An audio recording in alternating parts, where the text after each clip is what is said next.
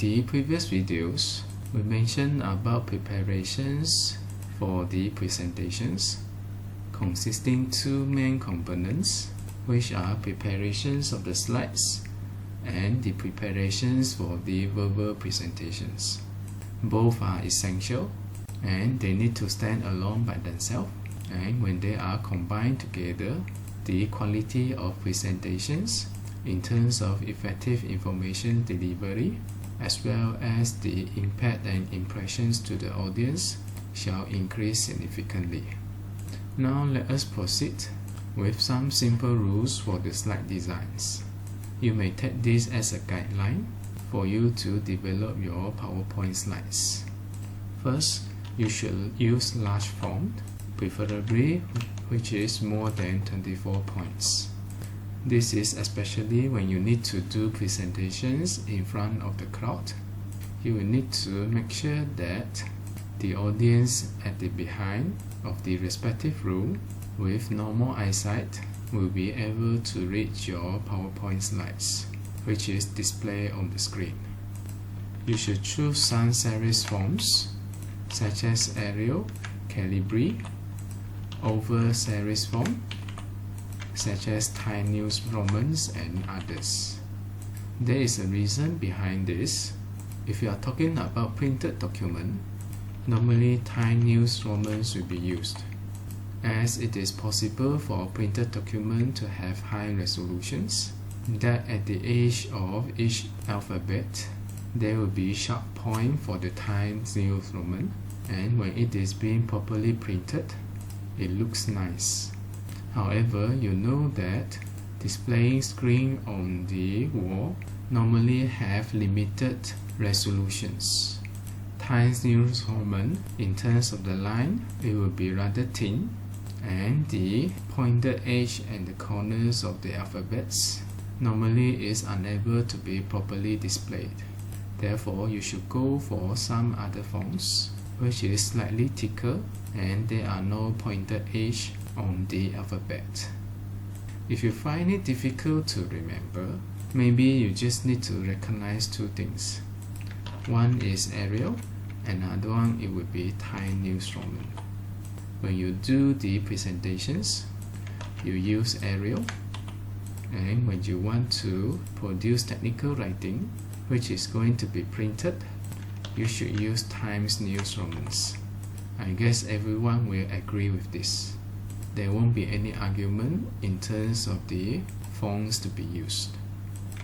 These two are the most common fonts that you can see in the presentations and technical writing for engineering research.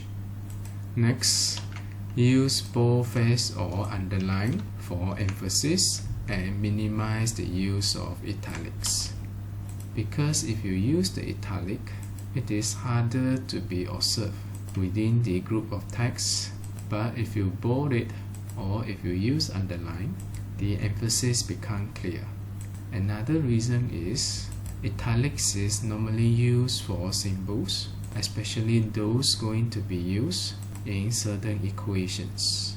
You don't want to confuse the readers or the audience between the symbols and those which you want to emphasize. In terms of the choosing the background for your slide, when you use dark background, you should use light font.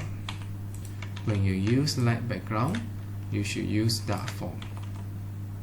The purpose here is for the contrast between the font and the background, so that the audience can read every single word written on your slide. We did mention this a bit in our previous video. The selections of the dark or light background, it is dependent on your screen during your presentations. If your screen is white, then you should go for light background plus dark font. This normally happens when you project the screen onto a wall or a white screen. However, if your screen is black in nature, especially it is an electrical device, something like large TV screen, then you may use the dark background with light fonts. You need to reduce and simplify the text by using a bullet list. Normally, you need to limit the numbers of bullet points to be less than 5 points. Of course, if you look at my presentation slide here, it does not comply to that requirement of less than 5 bullet points. There is a reason for this, because you want the audience to be able to recall all the points that you made during your presentations.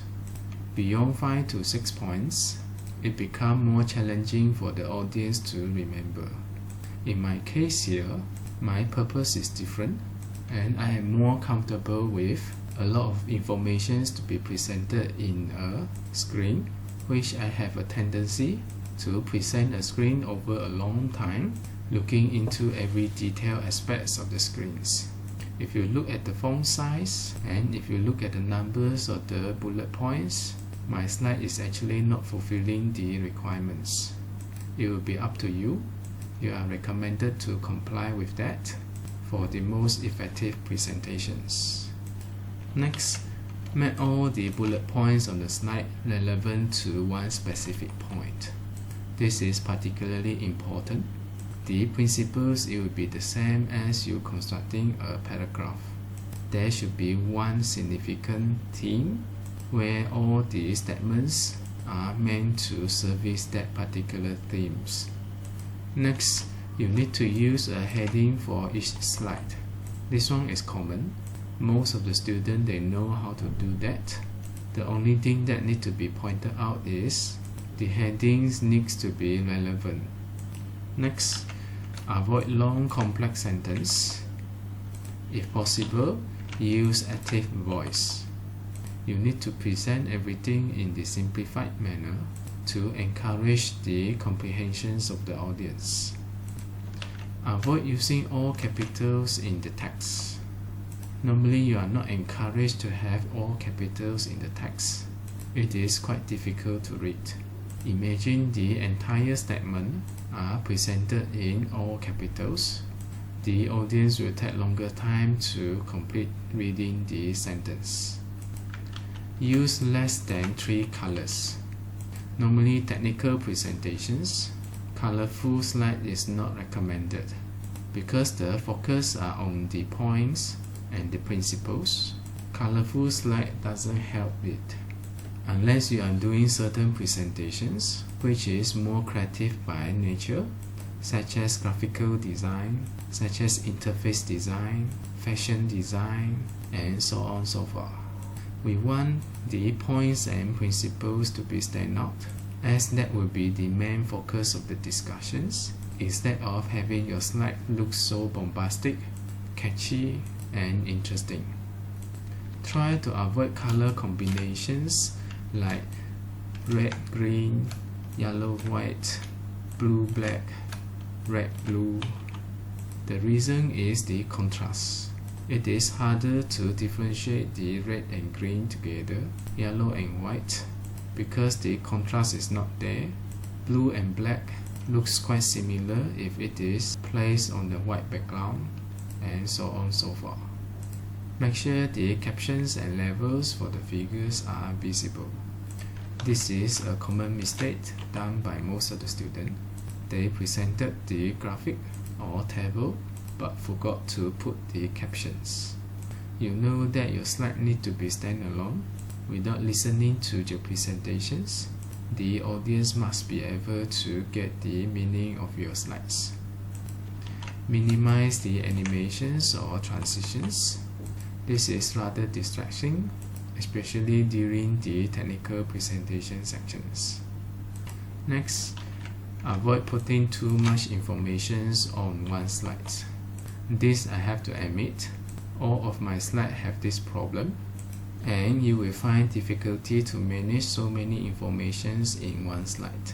And the audience may also have the problem to comprehend the content, and there is a possibility that the audience wander off, not really in the constant pace concurrent with your presentations, because you provide too many informations on the slides.